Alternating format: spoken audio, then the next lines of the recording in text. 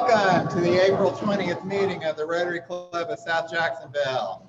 It's great seeing so many friends with us here today, mostly live and Zoom, of course. 1, 2, 3, 4, 5, 6, 7, 5. Yeah, good. It's all good. I'd like to thank our greeter, Lisa Marie Winslow, taking everyone's temperature.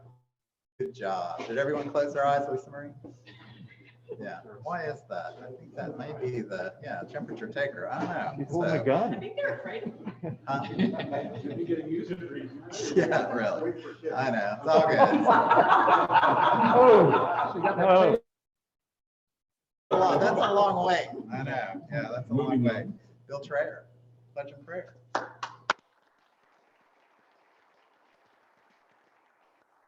We'll do the prayer first. So bow your heads, please. Heavenly Father, we come to you in thanks for this group, for Rotary, for the mission of service above ourselves, Lord. We're just grateful for everybody here who has a heart for that service, for all of Rotary, for that heart of service international. Lord, we pray that you would bless our club, bless everybody that's here, our other members that are attending electronically and their families. We pray now that you would bless the food that we're about to consume. It may nourish your bodies, and we could be in your. We pray in your blessed name. Amen. Amen.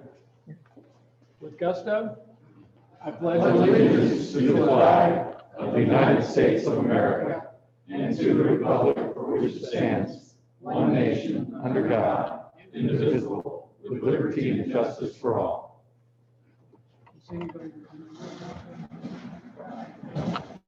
Everyone gustoed up for you. Thanks, Bill. Okay, Lisa Marie, family time. Come on up.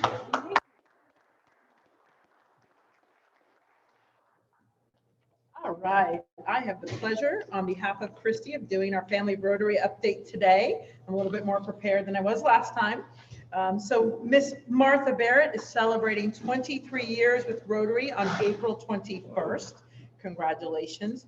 Marcus Hale, who is live and in person with us today, is celebrating his 1-year anniversary back with us, but he originally started in 2015. It's awesome to see you today. Thank you. All right. Casey Martin, you got a big one, 31 years. Whoa. He's wow. And Lori Whitmer and Jen Shumarty are both celebrating 4 years with Rotary on April 25th. All right. Happy anniversary. We do not have any birthdays this week, so President Tom, I'll turn it back over to you. No anniversaries? Well, those were the anniversaries. No, but I'm saying marital anniversaries. You are the keeper of us being out of trouble. Oh, yeah. Oh, no. Somebody's Apparently, going to get hung. I didn't get that memo. Uh-oh. Bad news. Anyone want to share a marital anniversary? No, it's if Keep we it don't secret. remember, you were. Thank you. Thanks, Lisa Marie. We have a crap talk today. Mark Borello, come on up. It's showtime. Mark.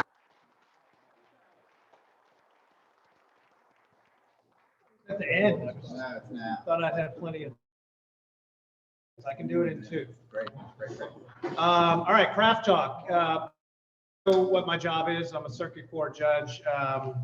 The quickest way to explain what a circuit judge does is, where's Michelle Khalil? She was here. There she is.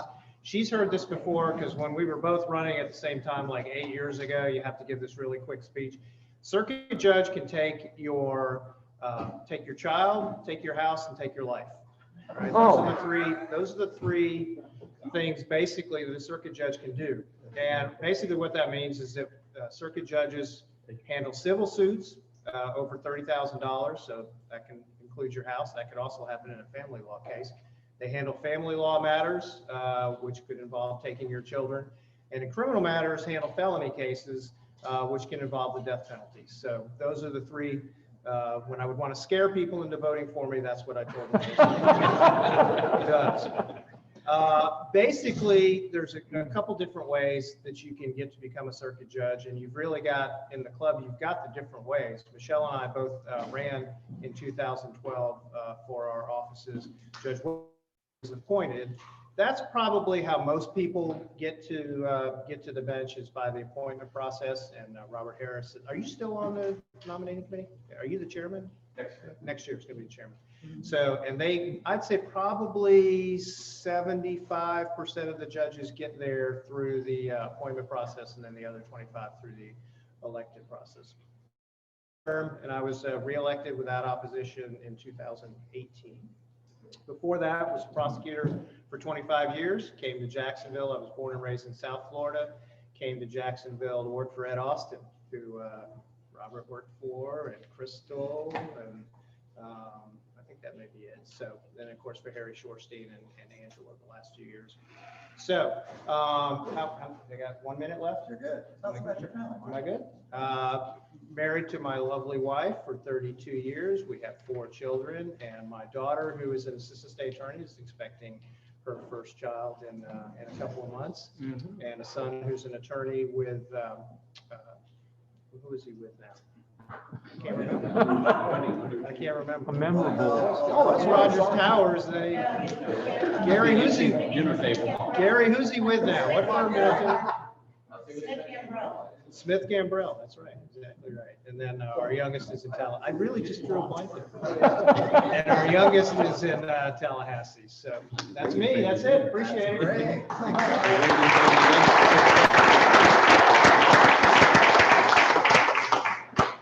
Tell the truth, Michelle. Did you think he was bringing you up here? Let me tell you a little bit about what I do. Michelle, come on up. That was good. Okay. So we had a very successful food bank project. We got our district grant. We made it happen in like a week. It is possible to do these things. So President-elect Richard, come on up and give us a little bit of a rundown on that.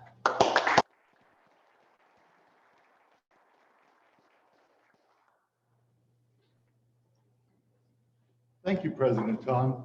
If I gave you an extremely short report and then shortened it a little bit more, it would still be longer than the time that we had to respond to the grant, write it, and execute it, and receive final approval.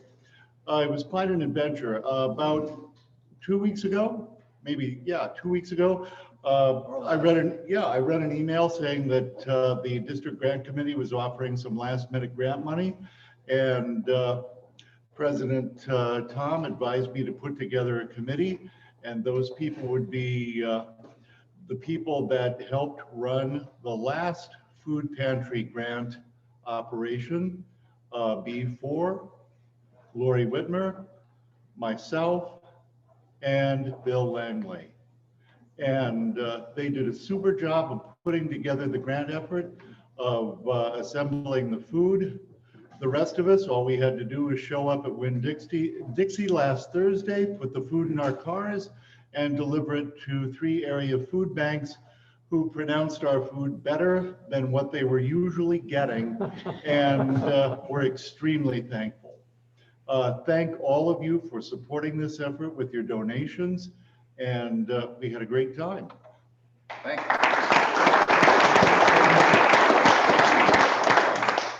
See, I told you last week this would happen. All I have to do is say it and it happens. Love that. I'm going to miss that about this job. But I do want to say that or emphasize what you through Rotary are able to accomplish. I've already gotten a thank you note from Community Health Outreach, and the assistant director there was sharing with me that they are feeding 750 different families a month out of there now, and that's just one stop, right? So, and as Richard was saying, the quality of the food that we were able to deliver, thanks to past President Bill's connections, made a huge difference in the lives of so many people, more than any of us will ever really realize. So, I would like everyone to applaud yourselves on that. Okay. Hey, Lisa Marie, want to come back up? Share a little bit about future projects, future, et cetera. Yes. Yeah. So I am very excited to speak on behalf of Lynn Bauman about our social activities and the things that we have coming up. We've been talking about the Treaty Oak Service Project. So past President Vicki Lynn and I are supposed to be meeting actually this afternoon, I believe, if we're still on, to talk about the details of that to share with you and the membership. So very excited about doing that before it gets too hot. So dig out those lawn chairs and be able to roll up your sleeves, because we're gonna work in Treaty Oak Park, and then have some fellowship and beverages and some food. So more details will be coming on that. After our very successful event at Rue, thank you, our Bubbles and Pearls event, our happy hour. And Skip, it was very nice to meet your wife, even though you weren't there. Camera's over here. Skip, it was really nice to meet your wife, even though you weren't there. You'll get another opportunity to redeem yourself, as well as other members to join in, as we are looking for kind of a feel out. We have a speaker coming up from Manifest Distilling, Jim Webb. If you've never met Jim or gone over there, it's a great facility, whether you drink or not. It's an amazing facility to see that process. So he's going to be one of our future speakers, but he's offered to do a tour and a happy hour for us. Right. So just wanted to say, well, okay, well, we've got one person who's interested. By a show of hands, like how many folks would be interested in attending that type of event? Great. So we'll move forward with coordinating that.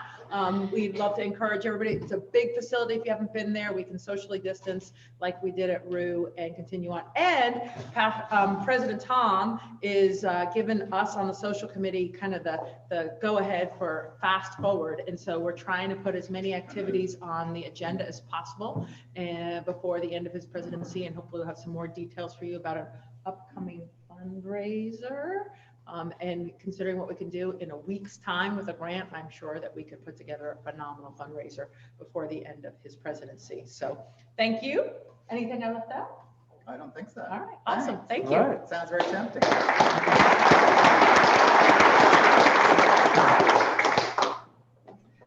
Yeah, so it's just a coincidental that these are all alcohol-related activities. Whatever it takes, you know, whatever it takes. Okay. We ran all the way through that. That's great. All right. Hey, Ken Flotman, would you like to introduce our visitors and guests, please, remotely via Zoom? Thank you, President Tom. I understand Robert. You're muted. Wait. Ken, you're muted. Somebody's muted. Yeah. Okay. There you go. Great. You're good. Okay, thank you. Thank you, President Tom. I understand Robert Harris, that you have guests today. I do. I got my son Sam. I have my son Peyton, who's an 8-year-old boy. About that is second little boy, so I hope he suffers through spending the nights up the way I had to with him.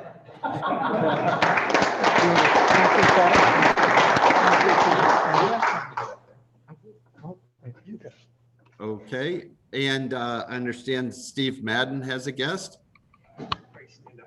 I am more than pleased to have Grace De La Rosa join me today. We sit on the Salvation Army ARC board together, and Grace is a licensed wellness therapist, speech coach, life coach, mental health counselor. The list goes on and on. So get to know Grace, and She plays piano. She gave Mike a break. And Yeah. We're all gathering. So welcome, Grace.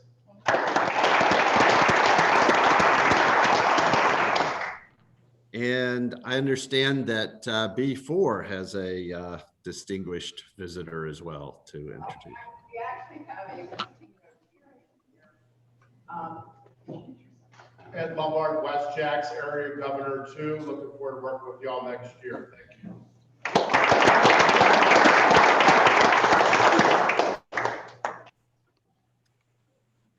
Thank you very much. So is he going to play piano on Zoom? No, you're doing that. So you got a breather, Ken. Oh, wait, Bob. Hey, hold on. Oh. Whoa. We shortcut the sign-in process. No worries, it's all good. This afternoon, but I have two friends of mine who are future Rotarians of the Rotary Club of Northwest Jacksonville. A frequent visitor of ours is Pastor Garland Scott. Garland is a pastor at Embassy Fellowship Church on 8th Street, and that is where our club met this morning. The Northwest Jacksonville Club met this morning with a number of other members in attendance. And he's also been very active with the JSO and their violence reduction strategy, working close with the sheriff and these gentlemen here today, I think. And then we also have his lovely wife, Jacqueline Collier, and Jacqueline, did I get that right? Okay, please. And she heads up the reintegration solutions that deals and also is partners with Care Violence. And please welcome Garland and Jacqueline.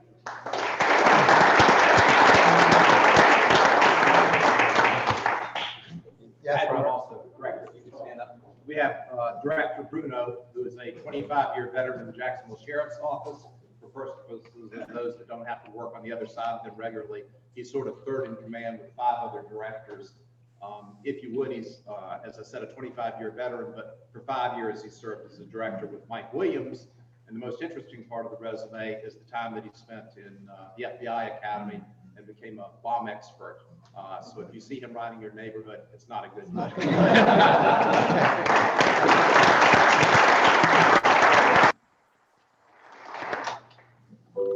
Did we miss anyone? I think we did not. Okay, Ken, you ready? Hit it, Mike. We here in Rotary welcome you today. So glad you came along, glad you came our way. Our end of fellowship is yours, sunshine or in rain. We here in Rotary say welcome, come again.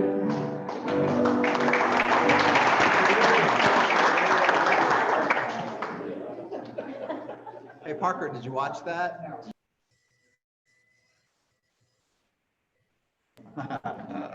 All right, all right. Can you do that again? Sounds kind of catchy, isn't it? I got you, Tom. Uh-huh. Yeah, I know. I'm glad you appreciate it. Finally, someone appreciates it. Thank you, Steve. All right, Dave, could you introduce our program today, please? Yes. Well, as you all know, we had advertised Sheriff Williams today, but he has had a emergency and was not able to come. So in his stead, we've got actually 2 today. I was only made aware just yesterday of Chief Andre Ayoub, who was going to address us, but Director Bruno is also here. So apparently it takes 2 to replace Sheriff Williams. And quickly, hey, I want to give a shout out to past President Jason Burnett, who is my co-chair in programs and has done a terrific job in lining up programs for us today. And I just want to specifically say that today while I had the lectern. So Jason, thank you, man, for everything you've done. So again, I've only just got to meet Chief Ayoub here today and speak with him briefly. I just got sent some information about him yesterday. I like to have anecdotal information. I was ready for Sheriff Williams, so maybe Director Bruno and Chief Ayoub can provide a little bit of anecdotal information that you won't find printed here. So, but Chief Ayoub has been in law enforcement for 26 years, working up from patrol to sergeant to now to chief. He has been in charge as chief of the Special Events Division, which I found interesting. And I told him to expect plenty of questions from you guys, so don't disappoint. But the special events, would encompass what little RNC debacle we went through here in the election season. So he's got 4 terrific, relevant topics to talk about. And so please welcome Chief Ayoub and Director Bruno, who I believe is going to be taking some questions as well, hopefully. So please welcome today to our show.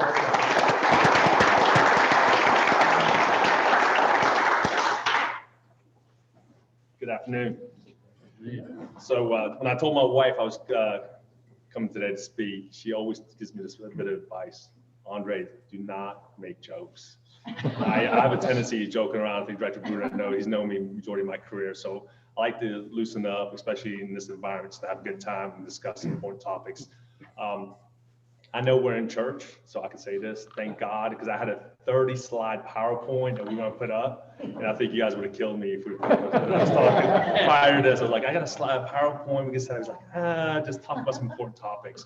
So if you guys don't mind, we're gonna talk about maybe 3 or 4 topics, and then open up some questions, and answers, and then Director Bruno can probably help me out with some hot topics. So the first one, I know one of the main hot topics going on in the country right now is the officer Derek Chauvin trial. I know went to deliberation yesterday. I know we have a lot of lawyers in here, so you guys know a lot of what's going on. But what we're doing, what I want to talk about, what we're doing here in Jacksonville. So we've established an incident management team.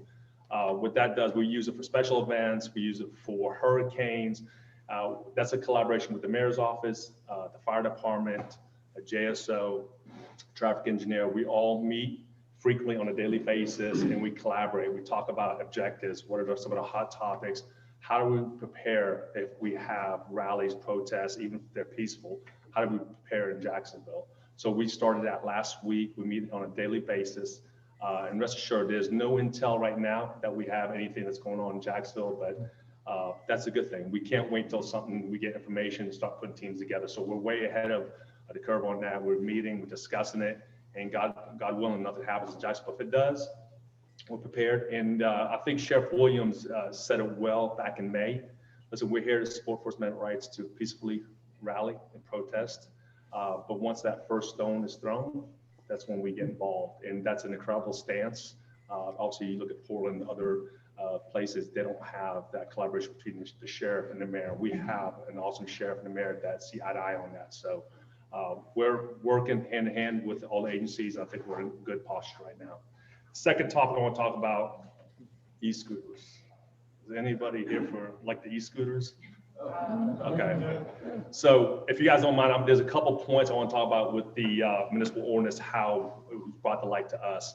So municipal ordinance 2020-26 was introduced in the spring of 2020, but it was postponed because of the pandemic. One day, probably about a month ago, I was going home on a Friday and I saw 2 people zipping on the sidewalk. So I called Director Burgos. I said, hey, you know anything about these scooters? Like, no. Dig into it. So this is some of the information I got during all that, research. So the e-scooters were placed in downtown core on Wednesday, March 21st. It's a 1-year pilot program with 4 vendors. Now I'm hearing it's going to be 6 vendors. They're given, they can have 100 scooters per vendor. After a 1-year pilot project, they can go up to 250. 250. So you're looking at probably about 1,500 e-scooters zipping around, and it's going to impact this side of town. Right now, it's in that downtown core. It's geo-fenced, but after that 1-year project, if it moves forward, it's going to hit the San Marco area. So some of the concerns, we did a PowerPoint presented to the sheriff for some of our concerns. Some of the 2 big points that came up is there was no age requirements. In the bill, it said if you're 16 under, you have to wear a helmet. But there was no age requirements. When we talked and did a WebEx meeting with the vendors, OGC, there was no age requirements, but the vendor said, listen, you have to be 18 and up. So we met with Councilwoman Cumber, who's pushing the bill, met with her, had a great meeting. So 2 items that we discussed is having 18 and up to be on the scooters that you can ride it, and then a cutoff time. Right now, they can get these scooters and ride them all night long. So the cutoff time that we recommended was 9 p.m. to 4 a.m. When we looked at the analysis of the issues that we were having, the majority of our crime was about 7 to 8 calls within 1 month, was between that 9 p.m. and 4 a.m. time period. We came to an agreement because, and I understood where the councilwoman was talking about, is it's going to impact the flow. If people are going to restaurants or they're going to shows, they want to afford them the opportunity to get on the scooters. So we came to an agreement that midnight to 6 a.m. it's going to be a shut-off switch where they cannot use those scooters. And let me tell you, if you guys search, we have a file that we're looking at some of the videos of what they're doing these scooters. It will upset you. I mean, I'm telling you, it's not just them. I mean, you'll see packs of 20 or 30 of them riding down the road, and they'll take over streets, intimidate people leaving shows. They've even accosted a couple of people. So it's, I know on paper it may look good, but in reality, we've already seen some concerns. So collaborate with the councilwoman and other city officials. I think the bill is going to go to city council in a couple of weeks, and hopefully we'll get those two pieces plugged into the bill and move forward with that. And the last thing I want to kind of talk a little bit about, I hate talking numbers, but our crime analysis tracking report. I want to talk about overall picture of what we're seeing year-to-date crime. So overall, violent crime. When I talk about violent crime, I'm sure you guys have heard it, maybe some of the newcomers. I'm talking about murder, homicides, abduction, kidnapping, sex, rape, battery, robbery, home invasion, robbery individuals, carjackings, robbery businesses, and aggravated batteries. So year to date, comparing from last year to this day, we are down 1.62%. It doesn't seem like a lot, but let me tell you, anytime we're down, that's a good thing. Keep your fingers crossed. So that's about 24 incidents. Now getting into property crimes, and I'm sorry if this is boring, but property crimes, we're looking at arson, burglary of residence, burglary of business, auto theft, auto burglaries, grand theft, and so on and so forth. The good thing there, we're down 19.21%, which is about 1,642 incidents. So overall, we're down 16.62%. That's including violent and property crimes. So that's great news. And let me tell you, in talking, we meet on a weekly basis with the sheriff. We call it crimes. We discuss all the stuff that I just mentioned to you, and you'll see some things on the news. We are held accountable from the sheriff all the way down. So we're not just deploying officers just to go out there and handle calls for service. Our primary function is to handle calls for service, but then also being proactive. You hear that a lot. Where the officers at? And so besides handling those calls, they're out there, and it's not putting people in jail all the time. It's, building those relationships, talking to people, getting out of the cars, walking those neighborhoods and apartments, and building those relationships. So it's important. With that, Director, I want to give you an opportunity. Anything I missed, or anything you want to talk about? No, we can probably pick it up in the questions. Okay. With that, we'll open up for some questions, and we'll go from there. Can Yes, we sir. ask the Zoom folks first if they've got a question? Folks on Zoom, you got about 7 or 8 seconds to unmute and ask a question. Unmute first, by the way. 4, 3, 2, 1. So if you could restate the questions you get so that they can hear you, they can't pick up necessarily. Okay. So, okay, none on Zoom? Yes, sir. So you mentioned that the percentages are down. Is that attributed to people are at home? There's, they're not going out, or maybe the bars are closed. Is there anything? Let me tell you, that was a great question, because right now I'm the chief over patrol support, which encompasses traffic and all that. And we're analyzing. Last year we had an increased traffic fatalities. And I'm going to get to your question, but we were wondering. We pondered. Okay, what is the reason why we're seeing just an increase in traffic fatalities? Because we're doing all the media releases, the stand-ups, deploying officers, because we don't just throw officers. We have a crime analysis unit, so we look at intelligence-led policing. We identify hotspot locations where we know there's crashes or fatalities, and we deploy officers during those time periods. We looked at that. We saw, listen, is there a reason why the numbers just skyrocketed last year? We had more resources, deployed them to those locations, and that's always coming up. I don't want to give you a 100% answer to your question to what I'm talking. I talk about traffic fatalities. But that is a part maybe of the answer is with COVID and people being home and so on and so forth. I know the suicide rate, issues were happening because of that time at home, but that might be a part of it. Yes, sir. Yes, sir. I'm sorry. We'll go back there and then we'll go back to you. Yes, sir. The timing of the governor's passing of the anti-riot, I don't know if that's the name of it, bill, seems a good time. Does it empower JSO more than it would have if that had not been passed? 100%. Can you restate? Yep. So the timing of, I think you're talking about House Bill 1, the timing of it with everything that's going on with the trial. Do you guys mind if I read so there was a press release yesterday, and that was my fourth topic, and I knew that would come up. So House Bill 1 is the Combating Public Disorder Act. It increases penalties for existing crimes committed during violent assembly and protects communities, law enforcement officers, and victims of this type of acts. Jumping down to the second paragraph, it talks about Combating Public Disorder Act also creates new penalties for destroying monuments and historic property, the consequence of which will include second-degree felony, which is pretty awesome, and then also increases the penalties for assaults, batteries, and batteries on law enforcement officers and all that. So to answer your question, yes, this definitely strengthens our, our ability. If somebody's committing, and listen, if they're out there peacefully protesting, they have that right. But if they're committing crime, this empowers us to do a little bit more. Yes, sir. Thank you. We'll go right here with us.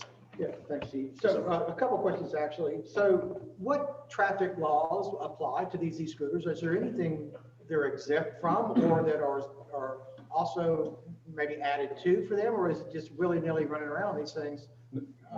A, and B, can you talk about I mentioned it when I introduced you, about the RNC thing.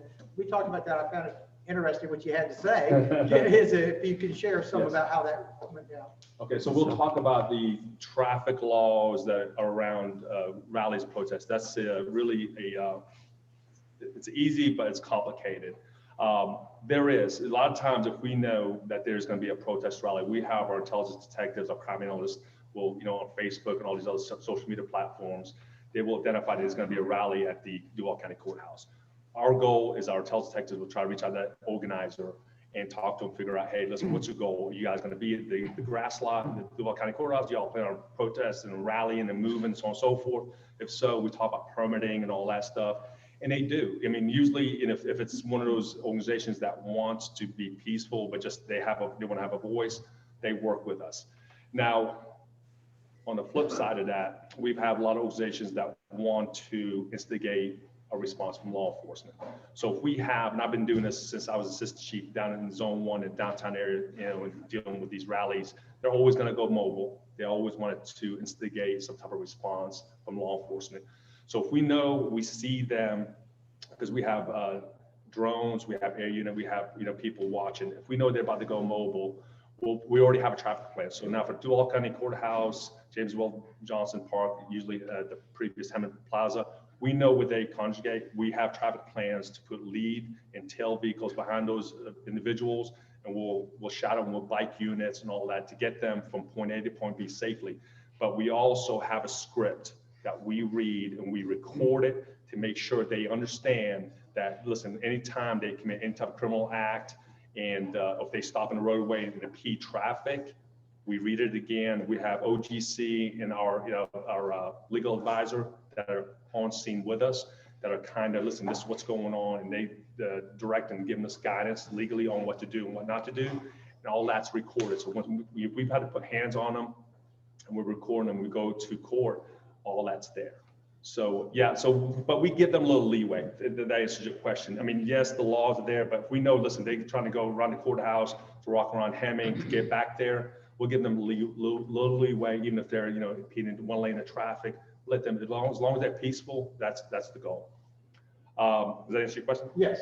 The second thing, if Director, you might want to jump in on this RNC thing. So we had, I think, roughly 70-something days to prepare for RNC. I mean, we were excited for a city because it puts Jacksonville on that national, international stage. So obviously, we're excited for that part of it. But 79 days, usually for RNC, DNC, usually takes about 1.5 years, 2 years to prepare. And on top of that, and I know we have a lot of lawyers there, having money, you got to have money.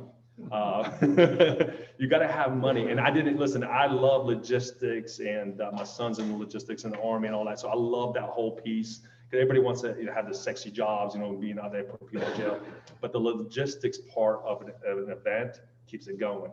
And you don't realize how important that money and having contracts signed at specific times to get things accomplished. Like we were trying to buy some fences, but if I don't have, money, or we're trying to get hotel rooms, or if it's a space for people to set up when they come into Jacksonville, because we had Army reservists coming in, we have police officers from other counties and states coming to assist us. Well, they can't come without agreements to where they're going to come. We're going to pay per diem, or we're going to set up hotels or cruise ships and all that. So we got to about day 29, and I'm going to tell a little bit about the sheriff and our sheriff and our directors. We met every day. And I'm telling you, I can call from the director all the way up to the sheriff at 11 o'clock at night during this RNC period, and they would answer within the first ring because they knew the magnitude of what we were dealing with. We got, I think, day 29, and we looked at our budget just for JSO and our needs, 5 point something million. Is that correct, Director? Right around that amount. So it was about $35 million that we needed, but we didn't have any money. You know, and that was the thing. And we went to the sheriff and we met with him. I said, Sheriff, I mean, these contracts, it takes 30 to 45 days, you know what I'm saying, for these products to get into, if it's fencing or whatever it is, you know, to get hotels and all that. Everybody wants an agreement to get these MOUs or other agencies. It takes over 30 days. And we're on day 29.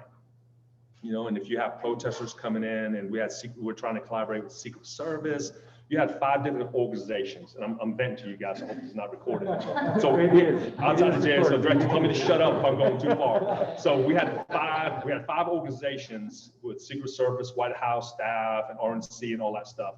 And they all individually were great, but they were all working independently. That's why, remember when I mentioned incident management team?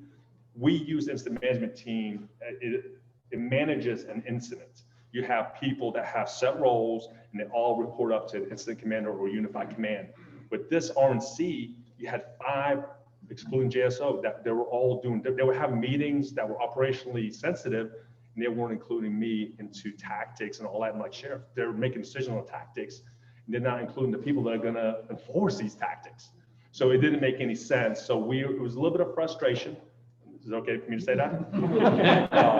As a Christian man, I did a lot of prayer, a lot of meditating, drew me closer to the Lord. But it was frustrating because we wanted it successful. We knew we had that tight time constraint. And I'm telling you, and I can say this, I know the sheriff said we could have been successful with bringing the RNC here if some of those elements that I just talked about, if we had the money, we had that collaboration with the other 5 organizations, we could have just really knocked it out of the park. But those constraints, you know, restricted us from being successful here.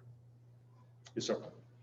I think the other part of Dave's question, which I was interested in also, some of us in here are cyclists, and we know bicycles have defined laws that government were treated as a vehicle, you know, on the road, we get the same rights as a vehicle. And I was just wondering about these e-scooters. I mean, can they ride on a sidewalk? Can they ride in a right-of-way on the road? Do they have the same rights as vehicles, bikes, whatever? Yes, sir. So that's a good question. So back to the bill. So part of the e-scooters, they can be on sidewalks under 10 miles per hour.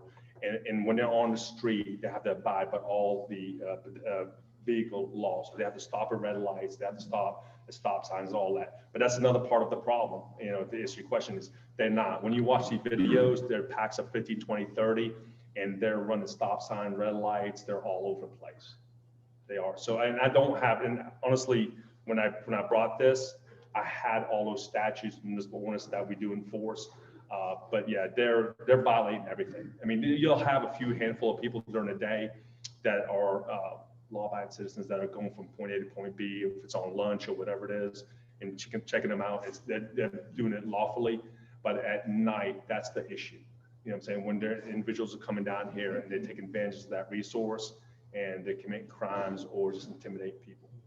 But afterwards, if if you don't have those statutes, you know what I'm saying, I can get those to you if that's helpful. But they have to abide by all the motor vehicle laws. Yes, sir. Run them down some Segway. Don't get me started, boy. Because you see them, let me tell you, and if you haven't been downtown, you'll see them, they talk about they put them in these little locations, but if you come down in the morning, you'll see them, you know, there's handicap access to sidewalks, they just drop them there, they'll have them everywhere. And if you come down at night, if you're working at night, you'll see these e-scooters all over the road. So I had to bring in my DUI, which we have so many issues with DUI and traffic. So I got them throughout the city. So now I've had to pull them downtown on Friday, Saturday, Sundays to address some of these issues. So it's like you're pulling people to address the e-scooter issue that we shouldn't be having. Let me get there and we'll come back to you, sir. Yes, sir. Have y'all been writing tickets? Yes. So let me, in one of the conversations, the first conversation I had with Councilwoman Cumber, the question is, have we been writing the e-scooter violators tickets?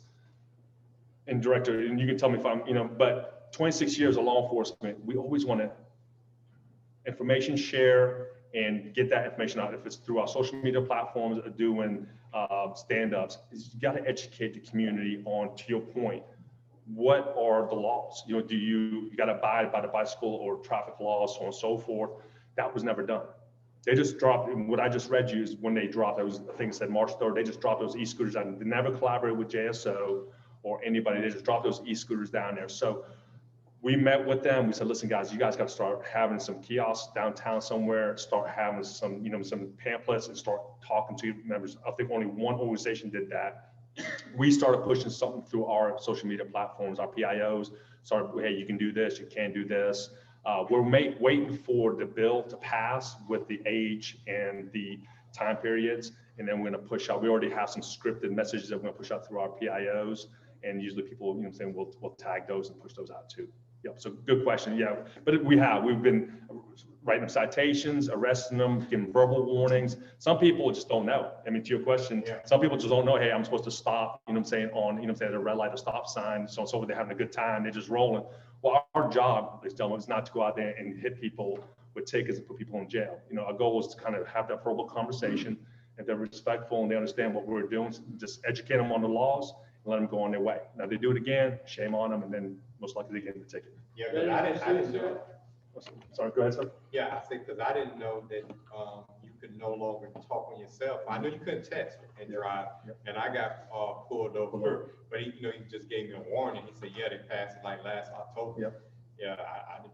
So there's some conversation. So that's a big part of it is education piece of it. So we're going to have all that what you can and can't do, the texting and all that stuff. Yeah. So we'll make sure we're going to push all that out. I'm sorry. You had something, sir? I just said, have you had any pursuits yet? We have. Director, we have. We have. Did I miss somebody over here first before I go? Yes, sir. Speaking, you mentioned being drawn close to the Lord. A couple of years ago, my wife and I were in San Diego for meetings for a week and a half. And I noticed in the big hotel that we were staying in out front, there was a lineup of electric scooters, there was electric bikes. So we said, hey, what's this? They said, well, it's a free month. They're putting these in San Diego to see how it works out. And all you do is scan the barcode on the thing, and boom, your credit card, and you're good to go. So I said, hey, it's free. Let's take the thing. So we went for a couple of hours. We chose bikes. We rode right through downtown San Diego. We saw other people, some on bikes, some on scooters zipping in and out of traffic. And I said, there's a great opportunity to get yourself killed. My opinion on it was that it was fun to do. I'm glad we did it. We rode out to Balboa Park. We actually swapped devices with another couple that had scooters, and we each rode each other's around for about 5 or 10 minutes. And we decided we liked the bikes better, even though there was no suspension under that seat. So after 2 hours, I was ready to get rid of it. The thing they were running into was there were a lot of people that were unhappy with those, and you'd read about it in the paper. People would pick up a dropped scooter because you could drop them anywhere. Yep. And GPS would pick them up, and then guys would come around at night, pick them up, recharge them, and so on. The people were taking scooters, throwing them in lakes, rivers, doing things. DC had the same, all these cities. So I'm wondering I don't know what happened ultimately with San Diego. I would be interested to know what's happened in other cities. I know Atlanta, when I was in DC a couple of years ago for a Secret Service conference, they had the same issues. And if I don't think they even had the scooters there if anybody's been to DC, but I think that was a failure. I know Atlanta, they still have them. They restricted their time periods to 9 o'clock. So we were kind of mirroring what Atlanta's doing. To your point, it goes back to the education piece. I mean, not everybody's going to abide by it, but if you do if it's a 30, 60-day education piece to all, not just having to share, having the mayor, having, if it's Councilwoman Cumber, city council president, having them up there talking and then pushing it out by all social media and doing stand-ups about, hey guys, you can do this, you can't do this, there's going to be some repercussions if you violate, if you run through stop sign, red lights. That was just never done. And I'm not pointing fingers. It just makes our job more difficult because now we're kind of chasing our tails to get back to, hey, listen, education and not an enforcement piece. It doesn't happen, the enforcement before education. It should be education, information, then an enforcement piece. Anything, Director, on that? Am I missing anything? You need to look out for potholes too. Potholes. And let me tell you, and listen, it's a scary thing. Remember the numbers I just gave you guys, 1,500, and they're talking about the geofence right now is in the downtown core. But they're talking about and I don't have the boundary yet, but it's supposed to be coming into the San Marco areas after the pilot year, after the pilot ends next, spring of 2022. Yes, sir.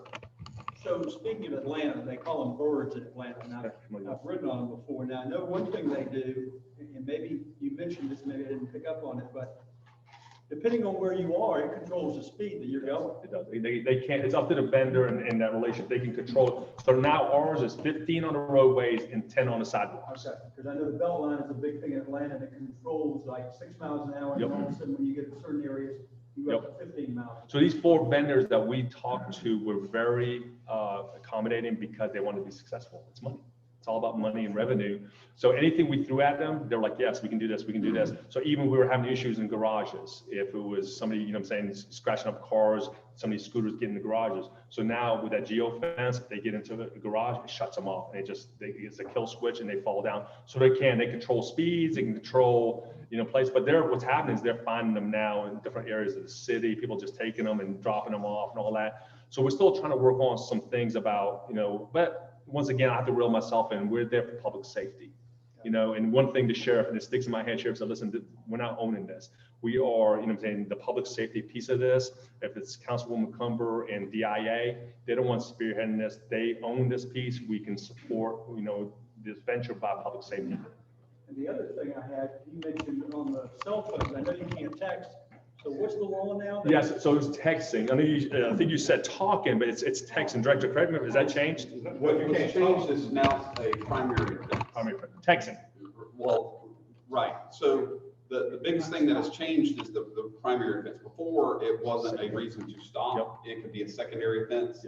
Like if you ran a stop sign, then that would be a secondary offense, but now it can be a primary offense. But you mentioned that. So talking is not. Now texting is the primary. What about holding your phone? No, that's what I was doing. I was on the phone talking, and he told me. Yeah, I'll follow up on that, but unless I missed something, it should be. Okay.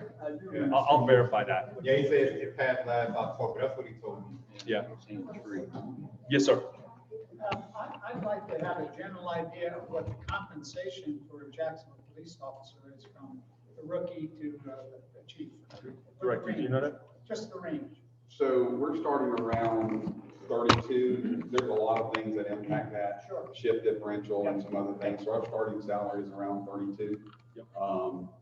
And I think sergeant's around 55,000, something like that. Around 70. 70, and as it goes up, and then lieutenant's about 75.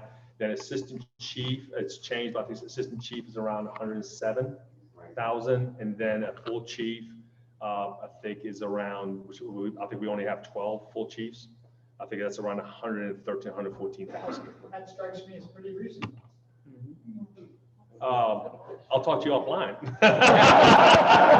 Is this being recorded?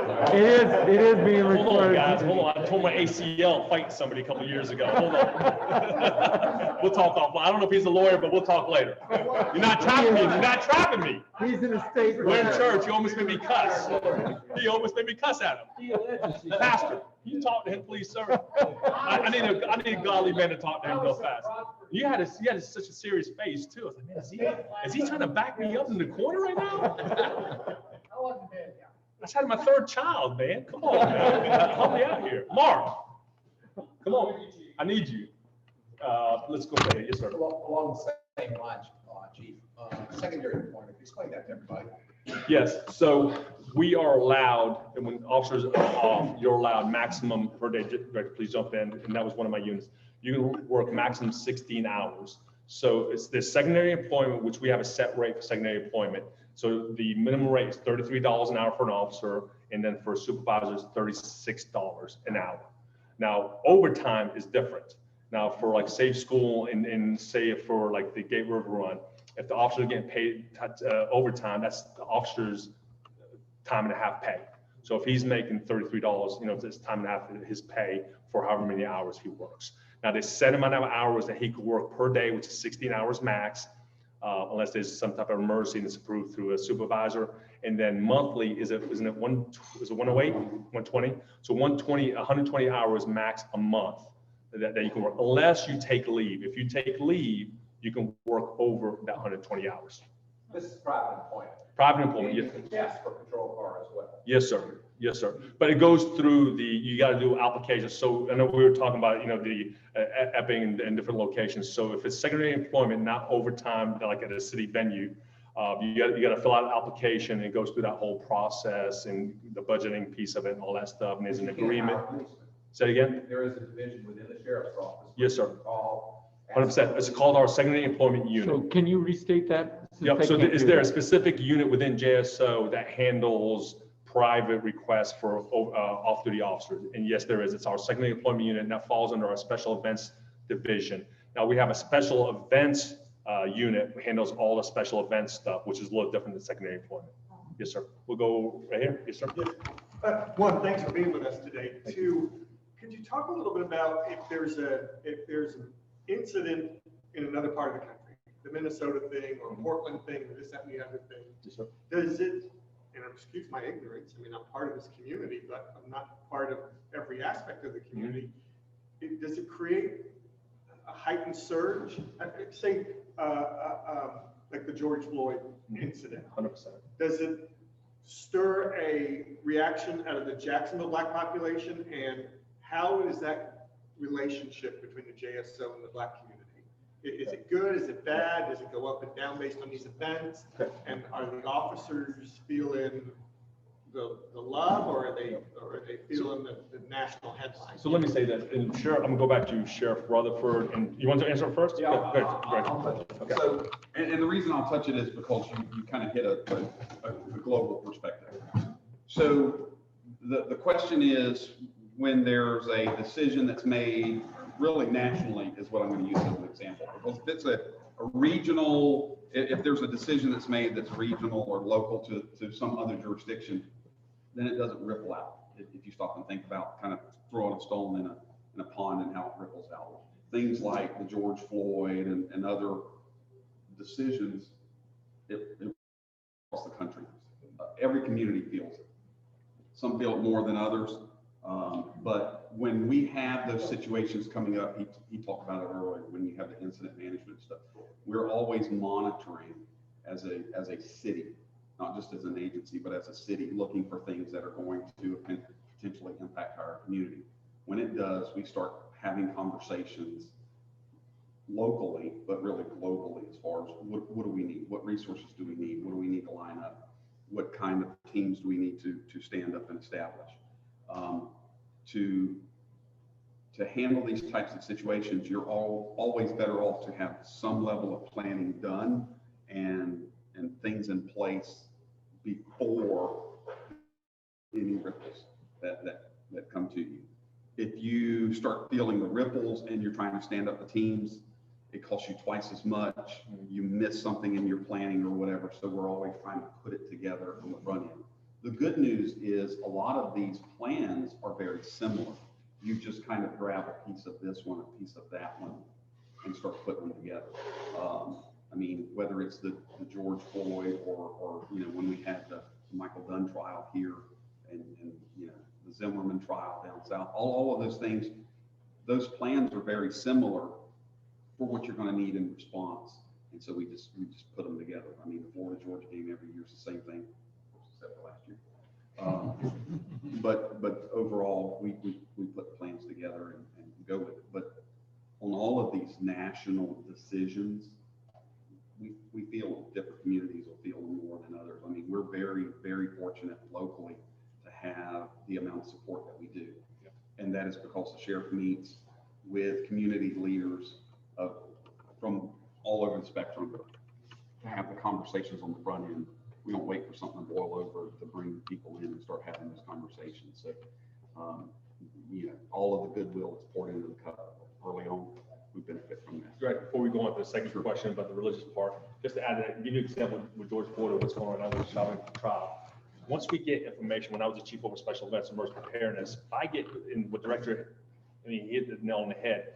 Those relationships have already been established because the same community partners for Jaguar game are the same ones that are going to be part of a hurricane or a George Floyd or whatever it is that we're having, any type of big incident that we're having in Jacksonville. So if we're hearing about this trial, if I'm the chief of emergency preparedness, I'm already calling Dr. Moreland, Mayor's office, Chief Powers, emergency preparedness division, Stephen Woodard, say, hey, you guys getting some hearing? And I'm calling my intelligence, chief over there, Jackson Short, say, hey, were you hearing something? And if they're hearing something, I got it. Let's have a little, I'm saying, let's have a meeting. Let's kind of brainstorm some ideas and all that. And if as an agreement, as a team, hey, listen, we need to stand up this management team, we package it up and we start meeting. And to director's point, listen, we meet, we kind of dust off those plans. Listen, if it doesn't happen, we learn, we're better, we work through maybe some things that we maybe didn't know. And nobody's hurt. Nobody knows that we just put, 5 to 10 hours into this planning process. But I'd rather plan and not plan something happen and where, we embarrass the city or somebody gets hurt. Director, you want to handle the faith-based piece with the relationship with the pastors? Was that part of your second question? Just in general, I knew that these events nationally had to have some sort of impact, but I wasn't plugged into the level of impact. And part of your answer has been the responsiveness, the outreach to quell the situation before it gets ahead of us. But then it was just an overriding thing through all those up and downs. How's your relationship going?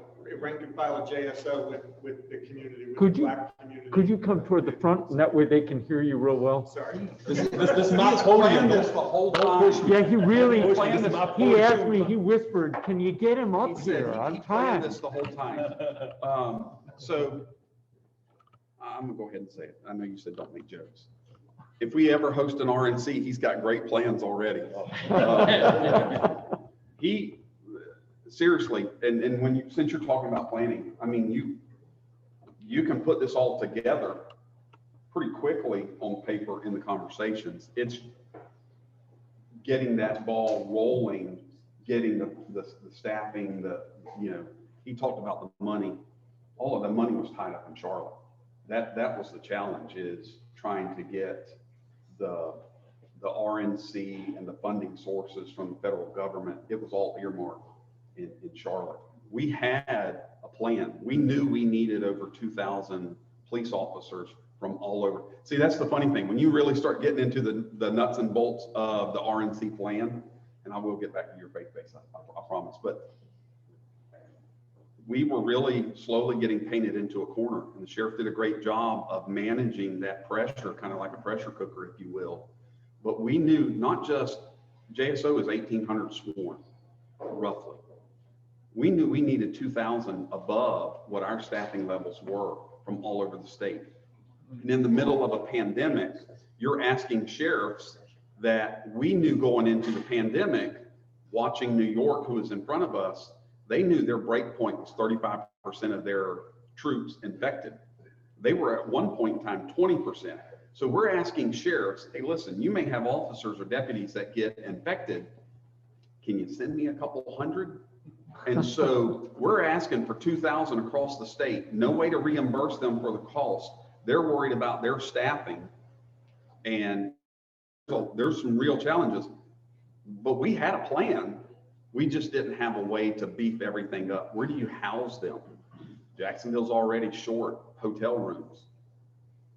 We already saw how the cruise ship thing turned out. So we're talking about a base camp like you would set up a military in a tent city with showers in the back of trucks.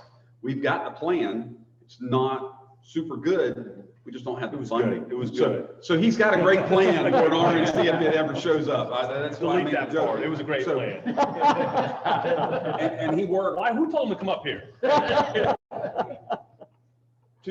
Back to the question about faith-based and the community relations. Listen, that is all on the front end. We're doing this every day. When we talk about community engagement and talking with the business leaders, listen, that's what we're doing here today. This is community engagement, us getting out, pulling back the curtain, showing you or talking to you about what the sheriff's office does day in and day out. That's community engagement. Whether it's over a national incident or something else that we're doing, or listen, an officer-involved shooting. We can't have an officer-involved shooting that is portrayed or perceived poorly or negatively by the community, and we haven't poured into the community already having conversations. We can't, you can't do those kinds of cold calls and expect it to be successful. So that's what we try to do day in, day out, is to pour the goodwill into the cup And then when something happens that, someone hears or perceives as negative, that's not our first interaction. So the relationships have to be established before a chaotic incident happens. I know Rutherford and I know Chef Williams talk about it all the time. If you wait until that incident happens to build that relationship, and that trust is not established, it's hard for somebody to trust you when you don't have that working relationship with them. Any other questions? So you say that your relationship with the Black community is favorable or? Listen, it's favorable. I mean, we do everything we can. We try to be as transparent as we can. There was a meeting earlier today that the sheriff wasn't able to make it but the undersheriff and a group of pastors come in, sit down, talk. Let's talk about current issues. And that happens several times a month. There's no beating of the drums. There's no external conversation. You know what I mean? It's not advertised or anything, but the sheriff meets with the pastors, Garland, 4 or 5 times a month. And it's a different group of pastors and comes in and says, let's talk about the issues. Let's talk about what's going on, what's relevant, and gets feedback. We may not agree on everything, but that's us as humans. We all walk in different shoes or have different perspectives, but let's talk about it. And let's be honest with one another and real, and we can leave there, even if we don't agree, at least respecting one another's position. And I want to talk, I know you guys are ready to go, but 1 minute reference to the faith-based relationships and all that. I know Garland's here, and I got to talk about this, a One Cop. So it's an initiative called One Cop. It's a DOJ grant out of Atlanta. So it's partnering officers out there in those subsectors with the faith-based communities, not just Christian, but Muslims, Sikhs, and Jewish congregations, and building those relationships. So we're going to have officers tied in with our faith-based. So we're not just waiting. So we want to develop those relationships and that trust. And they're going to go to special events at those churches or those temples. And this is going to be a long-term. Sheriff loved the initiative, and we're moving forward with it. I think we got some things planned in June. The mayor, state attorney's office, everybody's got FBI's plugged in. So a big piece of that, to what director is saying, is not waiting until something happens, building those relationships. And the One Cop initiative is one piece of that too.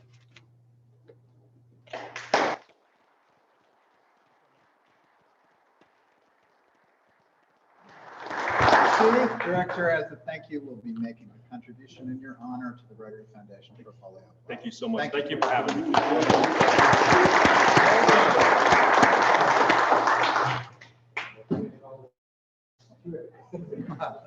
All right, so here's your RSVP reminder. Don't forget, this helps us pull something like this off. So RSVP, thanks for the job you're doing so far. And I want to remind the board that there's a meeting tomorrow at 5 o'clock, Wednesday, via Zoom. You're there, right? Next week, our speaker will be Mike Binder with UNF Political Science. And as we end our meeting, please join me in the Rotary motto. Serve self. One profit is supposed to serve the best. See you next week.